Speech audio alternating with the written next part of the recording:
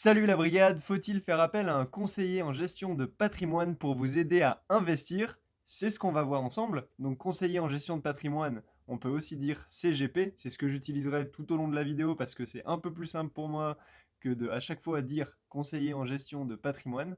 Donc voilà, CGP. Donc on va voir pour qui il faut un CGP, on va voir où les trouver, comment les trouver et au niveau des coûts, combien ça peut coûter. Le conseiller en gestion de patrimoine, il va grosso modo passer par les mêmes étapes qu'on a vues ensemble dans la vidéo stratégie patrimoniale et bilan patrimonial qui va s'afficher en haut à droite de votre écran. Donc pour la résumer rapidement en 4 étapes. 1, ça va être de comprendre votre situation actuelle, en gros tous les éléments de votre patrimoine. 2, comprendre vos objectifs et les moyens pour réaliser ces objectifs. 3, proposition d'un plan d'action, explication des frais sur les placements qui sont proposés, des projections, etc. Et 4, suivi et adaptation de cette stratégie en fonction des évolutions de votre situation, de la fiscalité et des lois. Il va pouvoir vous poser des questions en fonction de votre situation et vous faire réaliser des choses que seul vous ne réaliseriez pas, en plus d'optimiser votre fiscalité. Dès que votre situation se complexifie un petit peu, ça peut vite devenir compliqué pour gérer tout ce qui concerne la fiscalité.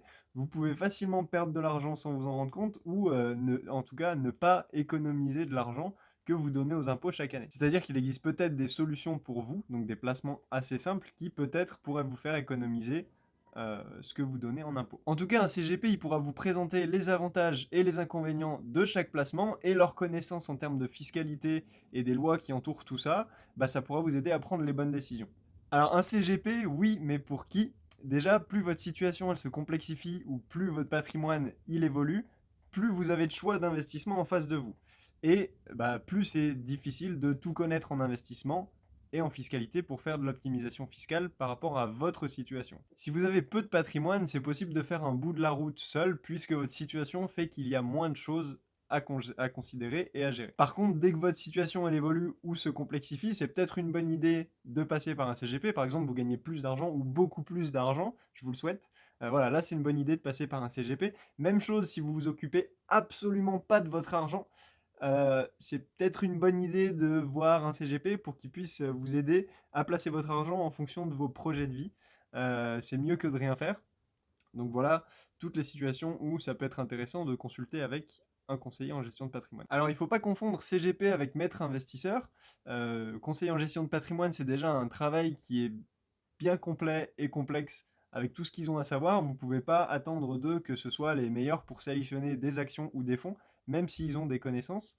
Voilà, ça ne veut pas dire que ce sera les meilleurs. Après, peut-être que si c'est un cabinet, ils ont peut-être quelqu'un en interne qui est spécialisé sur la sélection d'actions ou de fonds, etc. Mais si votre objectif c'est vraiment la bourse et que bon la fiscalité ça vous intéresse pas trop, même s'il faut quand même s'y intéresser un petit peu, euh, c'est peut-être mieux de vous diriger sur des sociétés de gestion de portefeuille boursier. Mais alors du coup tu me dis pas, est-ce qu'il faut que je fasse moi-même ou est-ce qu'il faut que je passe par un CGP? Alors on va en venir à votre situation. Déjà pour moi il y a trois piliers, ça va être le temps que vous voulez y passer, l'apprentissage qu'il y a à faire et la régularité, c'est-à-dire le temps que vous allez y consacrer régulièrement. Peut-être que vous pourrez trouver des investissements boursiers ou immobiliers qui vous rapporteront plus qu'un CGP, mais voilà, il faut faire l'échange de temps, apprentissage, régularité contre les services d'un CGP.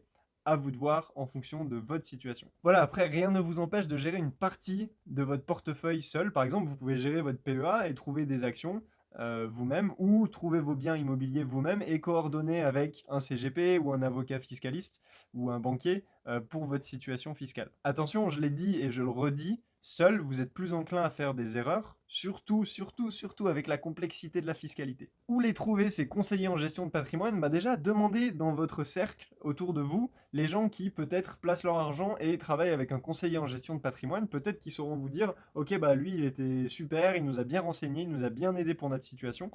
Donc déjà, voilà, votre entourage. Et si vous connaissez personne qui travaille avec un CGP, c'est bien dommage, mais vous pouvez utiliser Google Maps. Vous tapez par exemple patrimoine sur Google Maps et vous verrez tous les gens autour de vous. Pareil, vous pouvez utiliser Google, demander à votre banquier, votre notaire, des gens qui ont l'habitude de travailler avec des CGP. Donc vérifiez bien quand vous rencontrez la personne ou avant de la rencontrer qu'elle est référencée sur le site de l'ORIAS. Il y a une barre de recherche, vous pouvez taper prénom et nom ou le nom de l'entreprise. Je crois même que vous pouvez taper le SIRET. Voilà, c'est juste pour être sûr qu'ils sont bien référencés, qu'ils sont dans les règles et que vous n'allez pas vous faire arnaquer. Alors comment trouver le bon CGP? Parce que des CGP, il y en a plein, mais il faut trouver celui qui correspond, qui va correspondre à vos besoins et peut-être votre vision. Donc voilà quelques suggestions.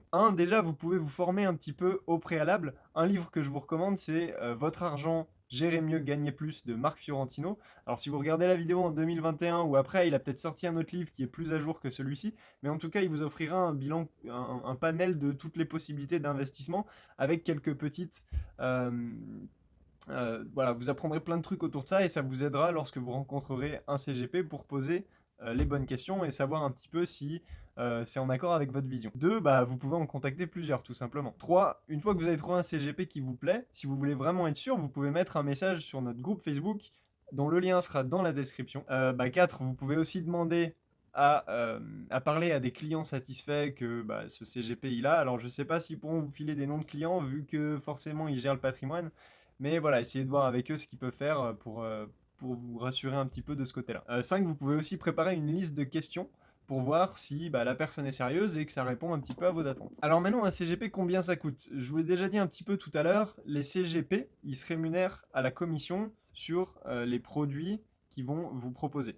Donc vous directement, vous ne payez rien. Souvent, ils vont même vous proposer le premier rendez-vous gratuit. Ça va leur permettre de montrer leurs compétences et potentiellement d'acquérir un client. Après, il existe les CGPI, conseillers en gestion de patrimoine indépendant, qui eux vous font payer au conseil. Donc si vraiment vous voulez une vision qui n'est pas biaisée par les produits ou les personnes avec qui ils travaillent, les produits qu'ils recommandent, CGPI ça peut être une solution. Par contre, je vous le cache pas, j'ai aucune idée des tarifs.